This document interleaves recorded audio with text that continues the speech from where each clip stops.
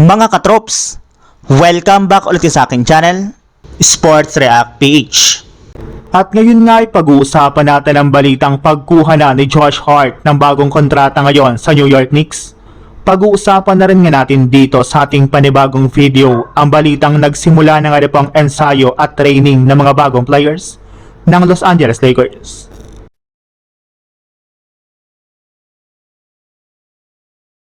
May bagong development nga po ngayon sa pagitan ng New York Knicks at ni Josh Hart at mukhang hindi nila ibibigay ang pinakamalaking kontrata na maaari niyang makuha. Ayon nga po sa report, maaari nga na pong makakuha si Hart ng isang 4-year extension na umaabot sa $132 million pero hindi inaasahang ibibigay iyon ng Knicks. Sa halip isang 3-year contract na nasa $60 hanggang $62 million ang tinatayang magiging sweet spot para sa magkabilang panig. Ibig sabihin, nasa humigit kumulang $20 million kada season ang magiging halaga ng naturang deal. Para sa Knicks, malaking bagay ito dahil gusto nga po nilang mapanatili ang kanilang championship core habang iniiwasan ang mas mabigat na epekto ng salary cap at second apron. At para naman kay Josh Hart, kailangan nga po niyang timbangin kung mas mahalaga sa kanya ang makuha ang pinakamalaking possible contract o ang manatili sa New York kasama ang isang kupunang may seryosong tsansang lumaban para sa titulo. Malaki rin ang halaga ni Hart sa Knicks dahil hindi lang scoring ang dala niya. Kilala siya sa rebounding, hustle, defense, playmaking at pagiging all-around glue guy ng kanilang kupunan. Kaya kahit mas maliit ito kumpara sa kanyang $132 million maximum extension, maaaring maging maganda rin naman ang $60 to $60 million sa loob ng 3 taon para mapanatili ng Knicks ang kanilang core.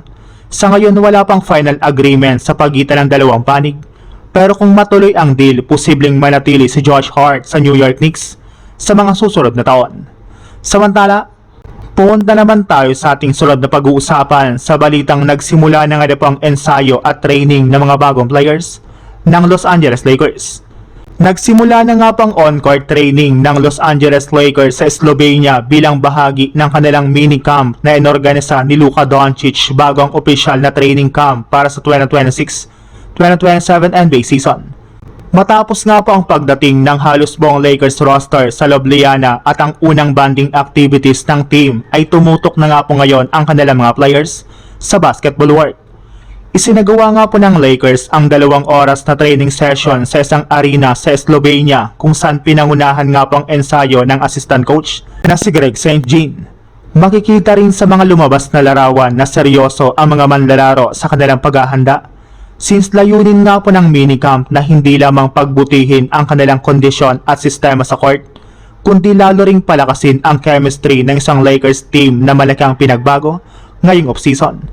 Malaking papel nga po dito si Luka Doncic na siyang nag-organisa ng pagtitipon sa kanyang sariling bansa.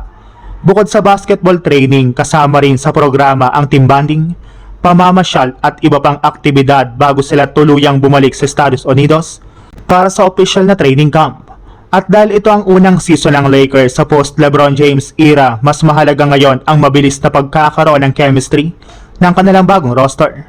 Kung magpapatuloy nga po ang ganitong seryosong paghahanda, posibleng makita natin ang isang mas organisado at mas magkakakilalang Lakers pagsapit ng bagong NBA season.